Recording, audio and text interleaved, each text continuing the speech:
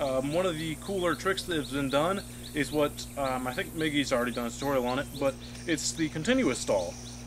And so what a continuous stall is you're going to roll into a stall, dismount, then while it comes over with the extra momentum, you're going to roll into it from an under one, flip out, and then continue, and then flip back in, and then dismount back out.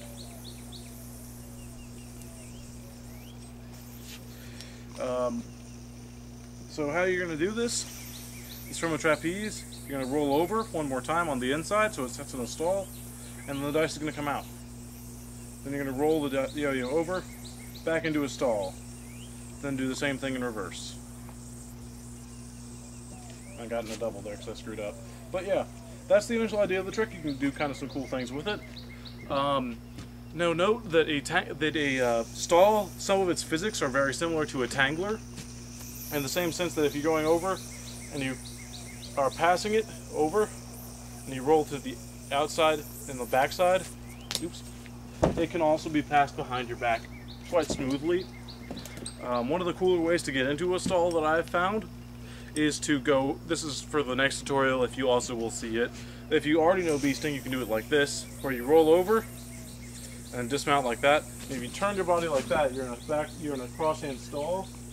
You can pass it behind and then bring it over, or without dropping it, and doing some kind of cool things with it like that. So again, that's out of a stacked trapeze. Oops. Out of a stacked trapeze.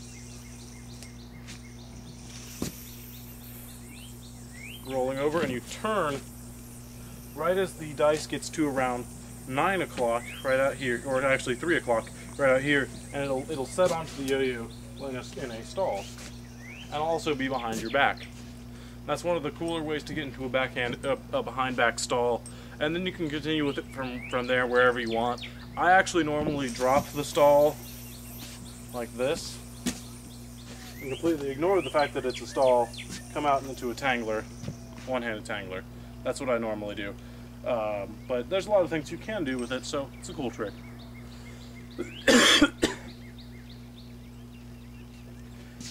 That's about all of stalls in a nutshell, minus pseudo stalls. I'll go over that real quick. All right, so what a pseudo stall is you're gonna throw it under as if you were to go into a stall like that. Again, that's one of the ways you can get into a stall, is to do a vertical dice pass through and just don't catch it. That gets you into a stall from a vertical dice pass.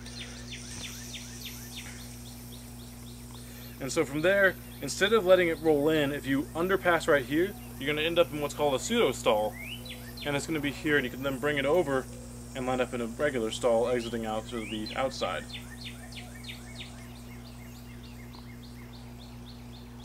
And then you can do into whatever trick you want. Okay. So that's stalls. I hope it helped.